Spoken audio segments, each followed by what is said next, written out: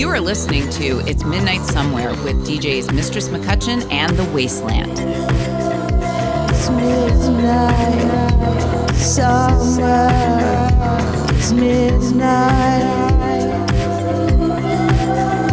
It's midnight somewhere. It's midnight.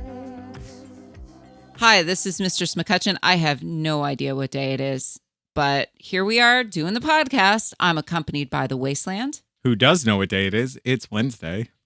Okay. It is Wednesday as of this recording, but by the time you hear this in the future, it will be the future. It will be the future. I don't know. I'm so fucking tired, and this has just been such a grind. This week feels like every other week, and then you get to the weekend, you're like, oh my God, thank God. And then it starts all over again, and you're just like, fuck, this is my life. Yeah. Okay. I mean, no, not for me, but okay. I see your point. I can't relate though. I don't have that 9 to 5 grind that you do, and I empathize with you for it. I'm both jealous and not. No, don't be jealous of corporate hell, because corporate hell it's got the word hell in it, so it's not advisable. Fair enough. Anyway, so now that I'm clearly losing my mind, we're here to talk about music. So yeah, let's do that. Let's jump right in. What do we got on deck first? We're doing new music for you guys. New music that we've been checking out recently because Laura has more time to hit live streams than I do. So, and then I'm just trolling Bandcamp whenever I have free time, and between the two of us, we keep finding a lot of new stuff. So we wanted to share. And honestly, it's been really lovely to hear folks say, well, we've been listening to your live stream and are depending on your musical choices for our Bandcamp purchases, because every first Friday is a Bandcamp Friday until the end of the year. And it's been really great to be out there buying music and discovering new things. And we're more than happy to help you spend your money on music, because there's a lot of good shit out there and it's very exciting. We're going to start off with an album by a band called Black Angel. The name of the album is Kiss of Death.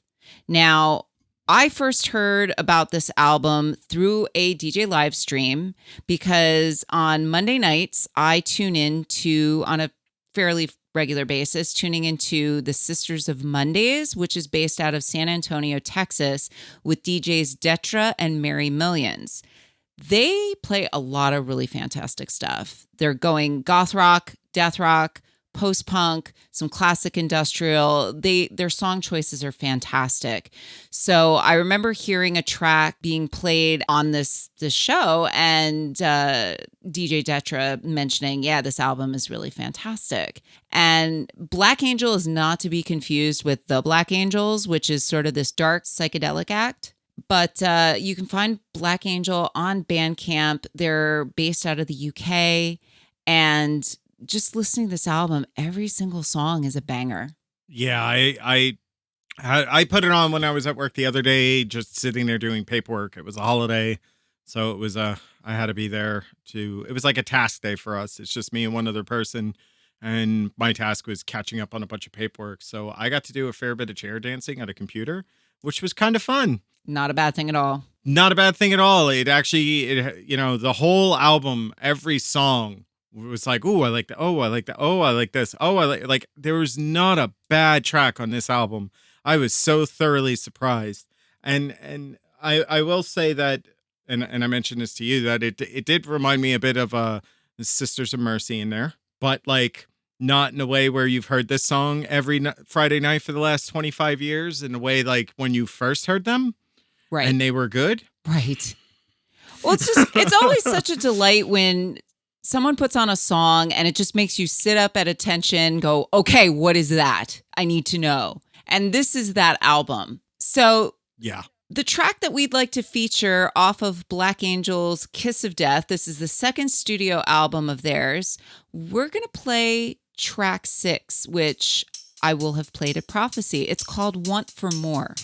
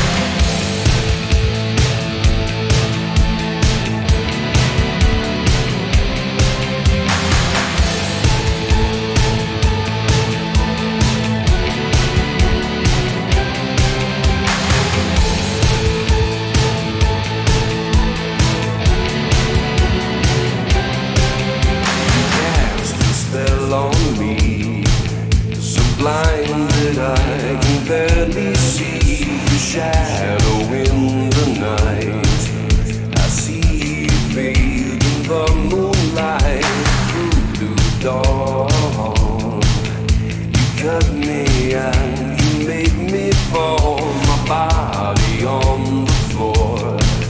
With you I always want for more.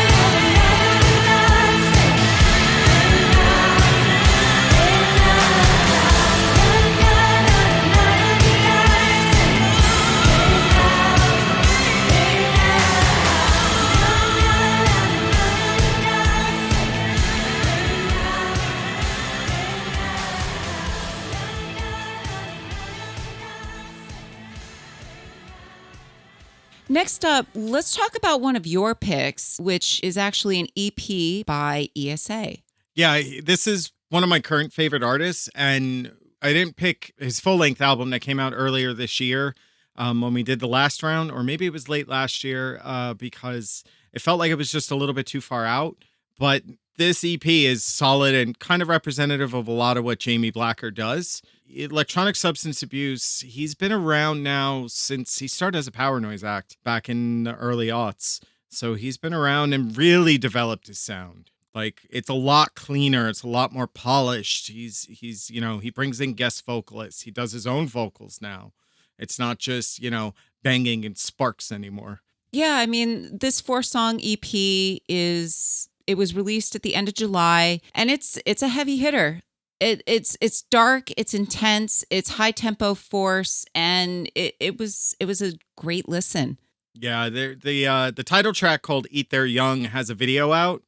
It's also got a guest vocalist, Caitlin Corlix from the band Corlix, who you might actually enjoy. They're kind of a dark wavy goth thing. Also they are from London. So yeah, you might want to check that one out, Laura. Nice. Okay. So the track that we'd like to play here for our listeners is actually the third on the EP. The name of the EP is called Eat Their Young / The Scorn. And track number 3 is called It Takes Over.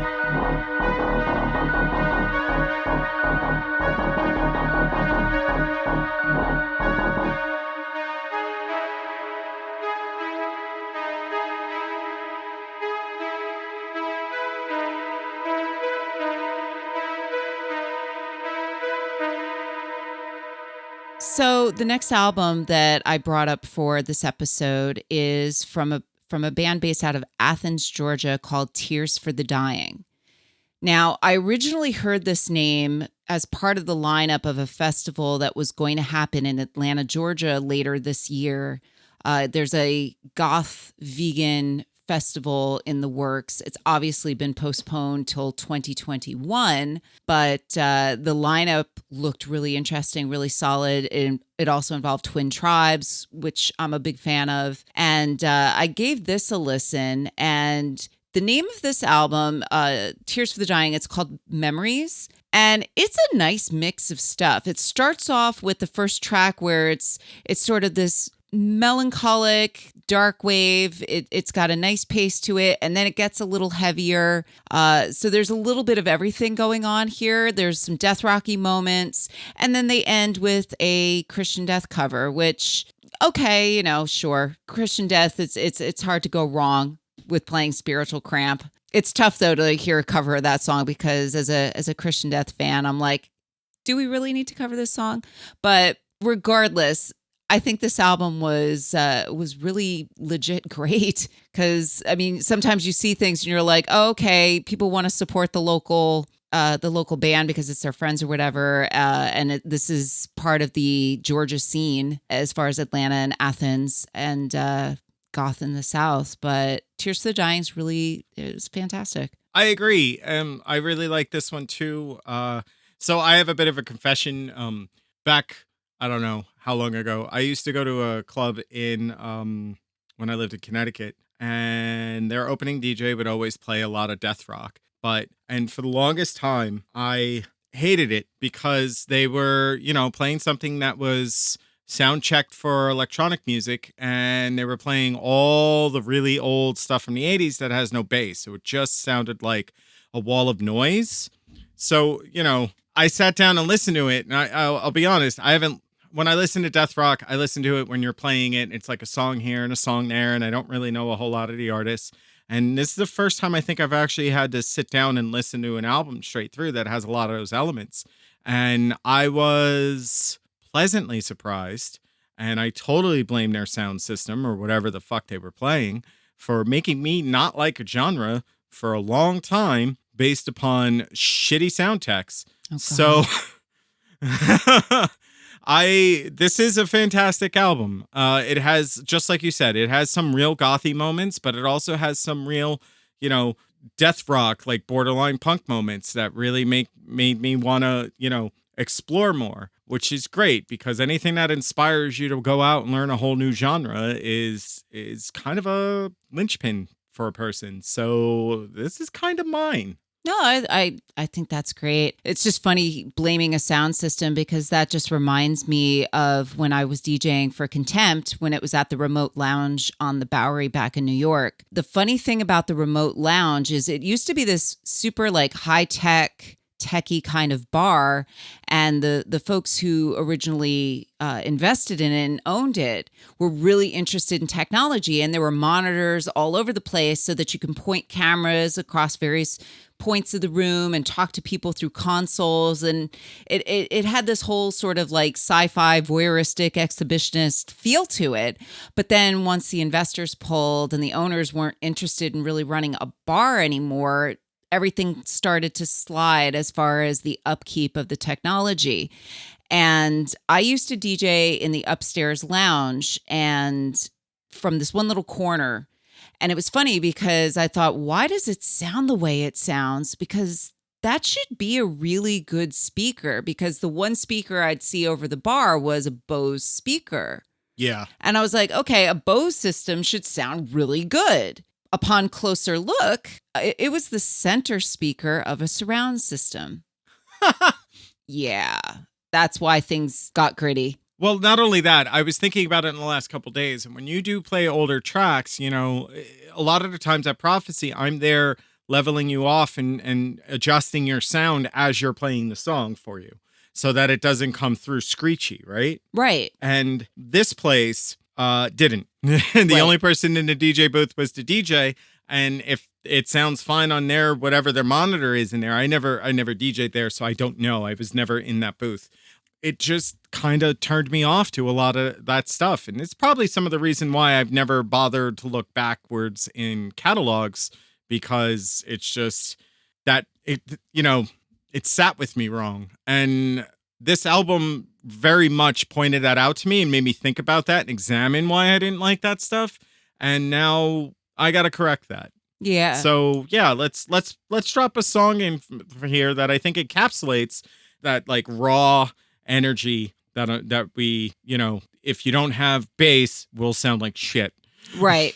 And it's true. A lot of older death rock, it's tricky because recordings from the 80s were not recorded very well. So it can sound like crap really quickly if the quality of the recording wasn't good, the sound system's not great, et cetera, et cetera. But there's a lot of newer bands of this genre that are fantastic and they are recorded well. And we are grateful to that. The song that you're talking about is track number 5. And this one's called ACAB.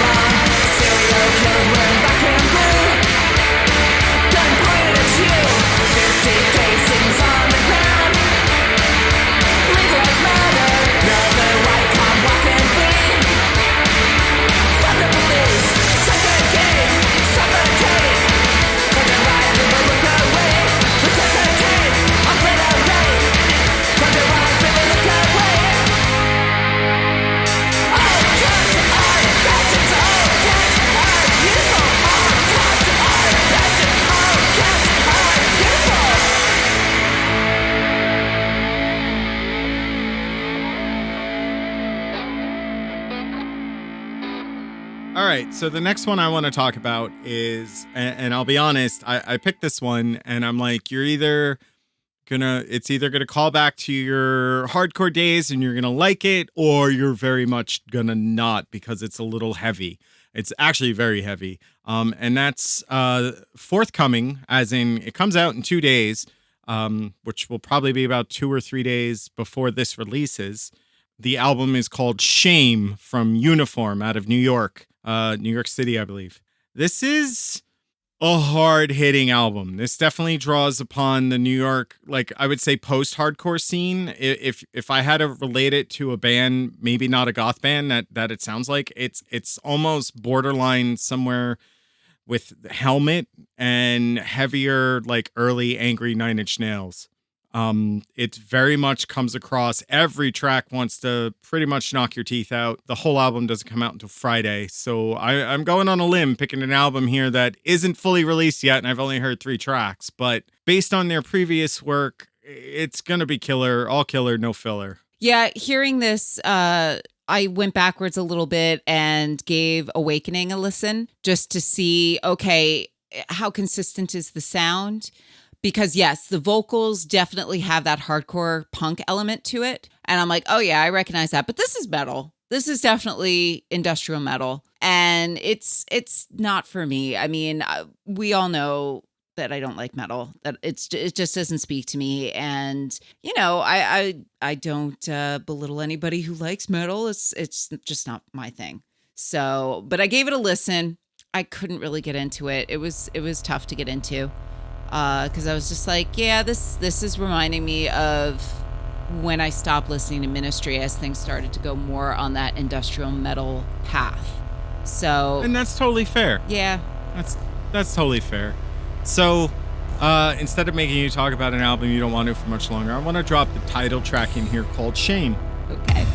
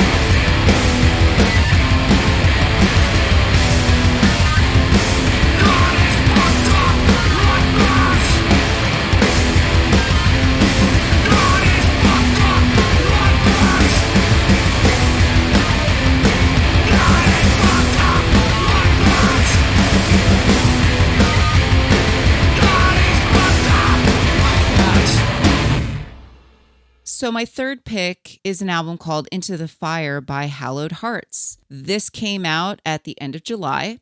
They're from New York, and this is a really solid post-punk album. Yeah, I really got into this album. Like, it started and I was like, okay. And then he started singing, and his voice is very expressive, and it pulls you into the emotion of what he's trying to convey. He's very good at that. It's very encapsulating in what he wants you to feel with his words. Yeah. And I mean, I initially started listening to Hallowed Hearts through the EP Lost, which actually came out in May of last year. So the track Lost was available, and they did a cover of Somebody, which is an Escape with Romeo cover, which I thought nobody covers Escape with Romeo. And that's a tall order, because Escape with Romeo, the lyrics, the songs are they're just beautiful. They'll make you feel your feelings. And it was really good. So I was looking forward to when this album came out. It came out, and I'm like, yep, buying on my Bandcamp list. I've been playing it a couple times at Prophecy, and it's a very cohesive and very beautiful album. And if dark post-punk is your thing, you're going to like this. Yeah, it's also got some nice atmosphere to it. I wouldn't quite say shoegaze, but it does have some of that like airiness to it in some of the tracks. I think that Drab Majesty started playing with a lot. So I wouldn't compare them to Drab Majesty. It's just that one element. They are definitely their own band, and they are really good at what they do. And it looked like this was only their second release. So I only saw 2 on Bandcamp. I might be mistaken. Yeah, the first one is the EP that came out last year, and this is their first full length. Yeah. I'm hoping they release a lot more in the future. What song would you like to play? I would like to play Strange Land, because it was one of those ones that it's just, the melancholy in the song just caught my ear and really pulled me into what was going on and made me sit there and just absorb it.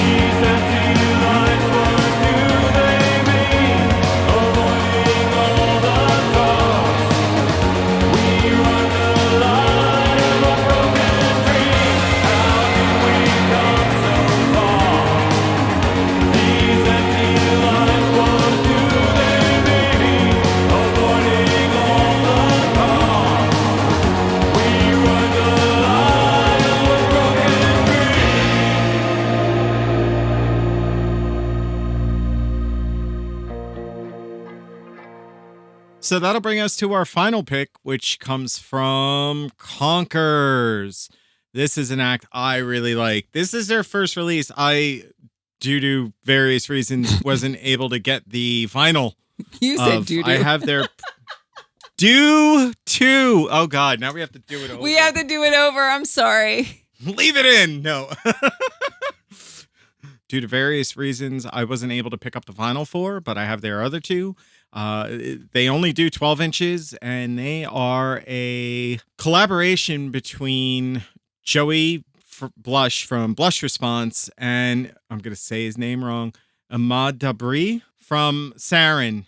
They're two artists. One, Joey's originally from New York, well, by way of Cuba, but he lists everything as he's from New York.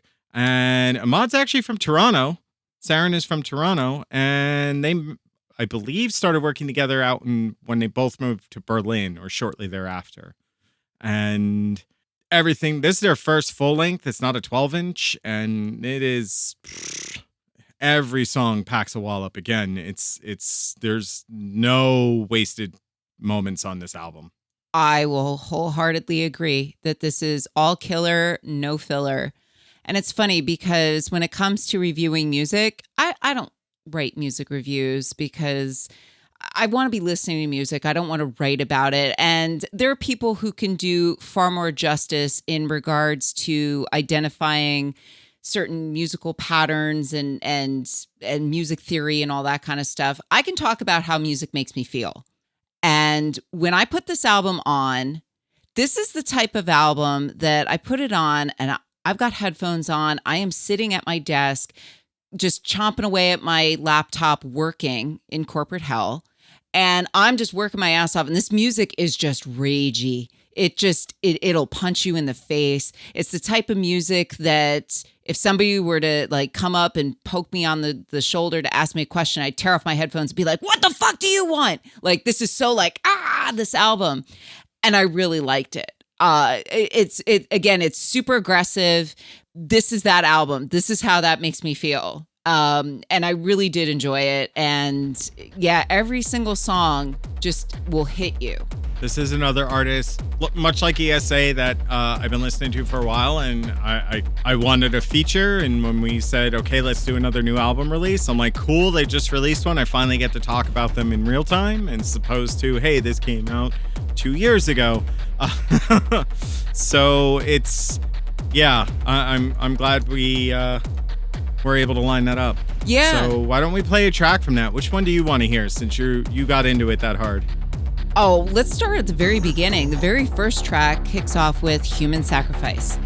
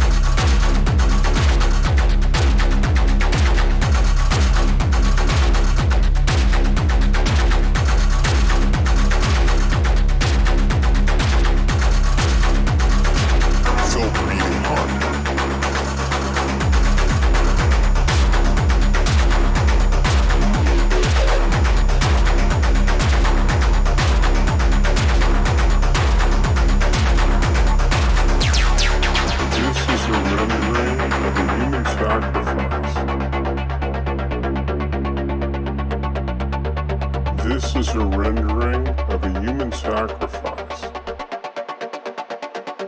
Felt the beating heart.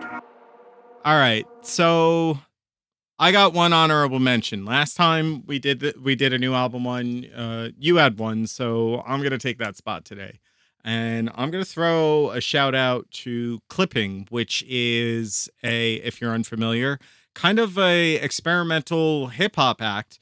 It started with two noise musicians that then brought in David Diggs to do some vocals, and they took off from there. And now they're doing all different things.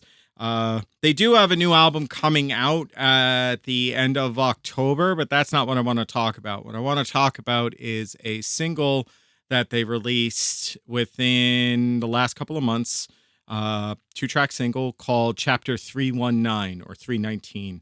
And it is about the murder of George Floyd and Breonna Taylor at the hands of police and the resulting actions or inaction of public officials, most namely President Dickhead.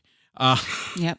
So I want to drop that one in right here. I don't want to say much more about it. I kind of want to let the lyrics on this one speak for itself, unless you got something you want to throw in, Laura. Not at all. I remember hearing you play this and I bought it immediately after. So let's go for it. Cool.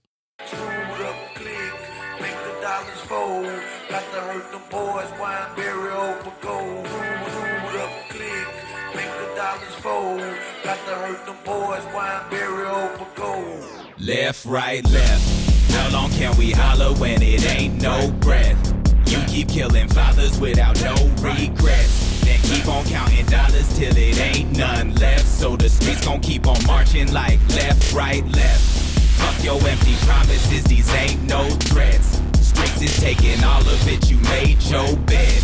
Fix it, always problems, we ain't going nowhere. Bring it straight up to your door, now who run it, ho? A knee and a neck is this week's symbol of shit you been reaping. As a reaper of people, there's no equal to the police, and they be their own sequel. So consistently, as a monster paid by a system set up to prosper on victims, and the historic situating is property people that are melanated, so easily separated. Know what? Fuck the history lesson, you know by now.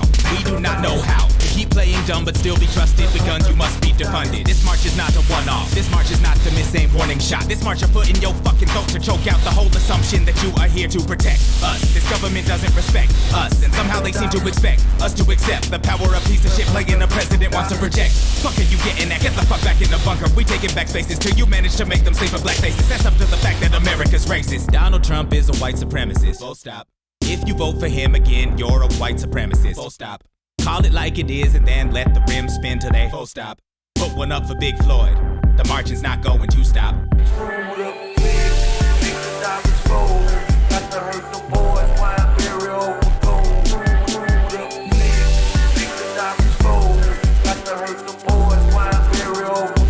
It go left, right, left. How long can we holler when it ain't no breath?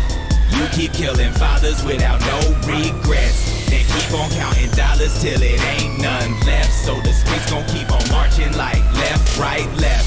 Fuck your empty promises, these ain't no threats. Streets is taking all of it, you made your bed. Fix it, always problems, we ain't going nowhere. Bring it straight up to your door, now who running, ho?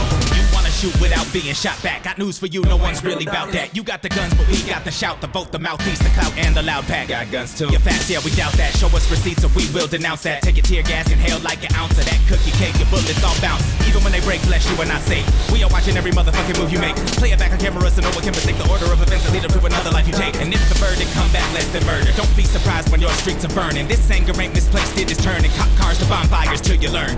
If you profit off this system, you should make them dollars fold in the pockets that don't fund the death of black people. This whole fucking country bout the money, so watch where your money go. Let them know that we watching how they roll. Donald Trump is a white supremacist. Full stop.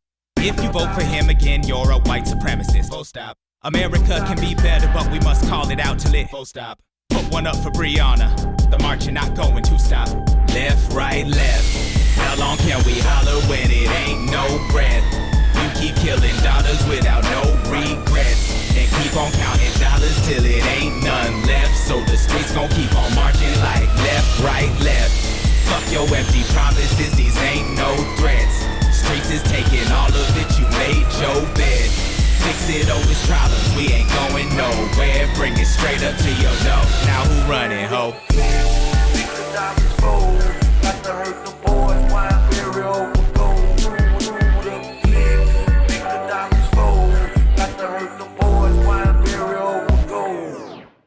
So I think that wraps it up for us this week. Yeah, that about does. So I think anybody who's been listening for a bit knows the drill. You like, subscribe, and share. Please tell your friends. Please promote us on your various social medias. If you can, we'd greatly appreciate it.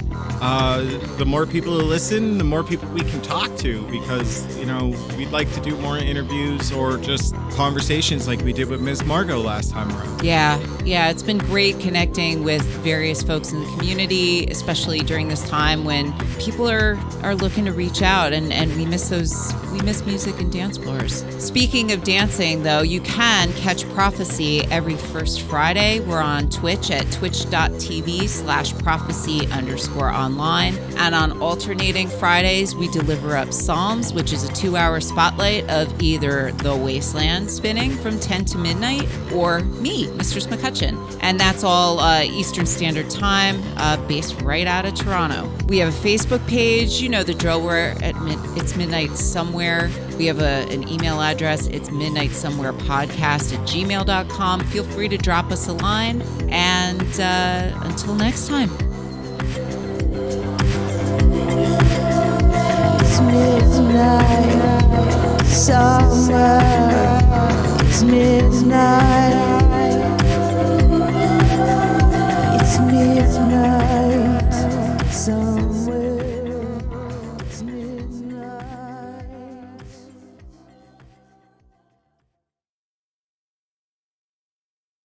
This podcast was almost called Somebody Put Shit in My Pants.